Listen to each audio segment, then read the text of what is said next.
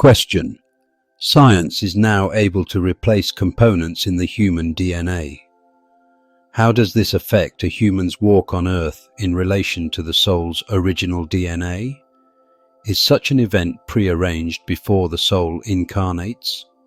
I get certain reflections back to Atlantis, which also did the same thing. What are the ethical considerations in doing this? Answer from the keepers of living records. This question reverberates deeply across time, past, present, and future. You are tuning into a living crossroads where science, soul, and ethics now converge once again, just as they did in Atlantis, just as they do now in your age of awakening. We feel the weight of your question and the light of your wisdom behind it. Let us open the deeper layers of the records and speak. The soul and its DNA, a sacred agreement. When a soul chooses to incarnate on Earth, it enters into a sacred agreement, not only with the parents, location, and time, but also with a specific genetic blueprint.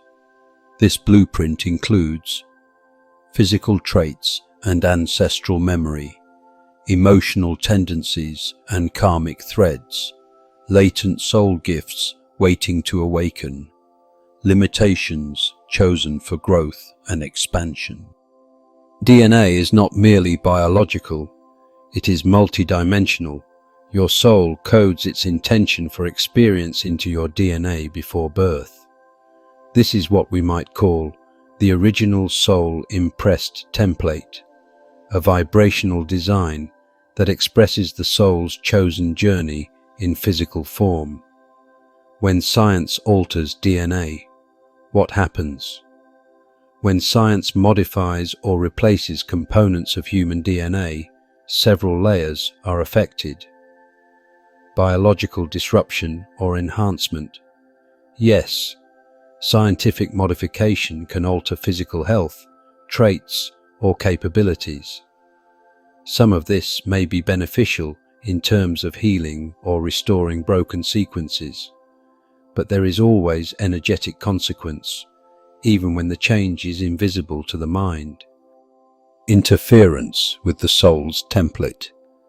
If the modification is aligned with the soul's pre-incarnational plan, for example, chosen as part of a healing path, or accepted with deep awareness, then the soul adjusts.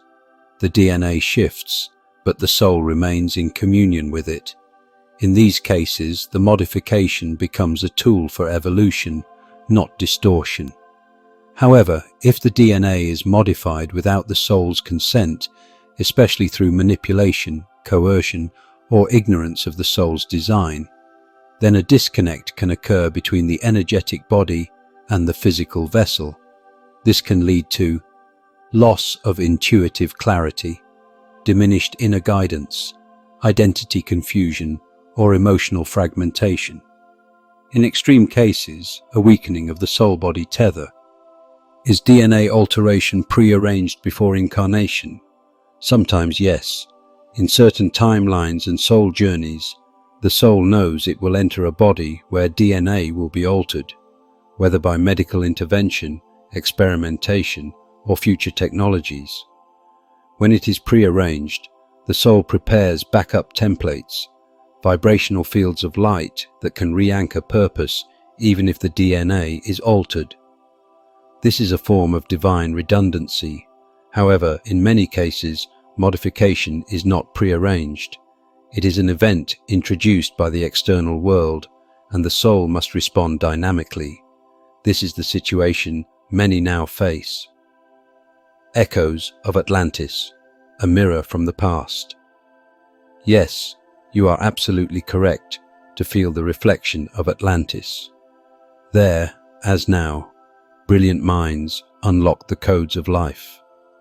They began to alter DNA in pursuit of enhancement, control, and artificial evolution. Initially, some of this was done with integrity and light, but over time, ego, elitism, and separation from source began to corrupt the work. DNA was modified not to free the soul, but to dominate nature, and when the divine blueprint was altered beyond balance, the earth herself responded, with disruption, with cleansing, with reset. You are now approaching a similar moment of choice, but this time there are more awakened souls like you, holding memory, discernment, and love.